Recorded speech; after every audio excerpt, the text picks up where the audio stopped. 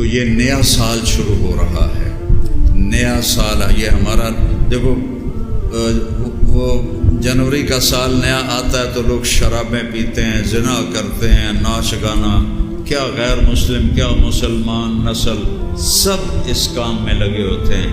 ہمارا آتا ہے محرم، 27 ذوالحج کو حضرت عمر کو خنجر لگا اس نے ابو لولو نے، اور 29 کو آپ کا انتقال ہوا اور آپ دنیا سے تشریف لے گئے۔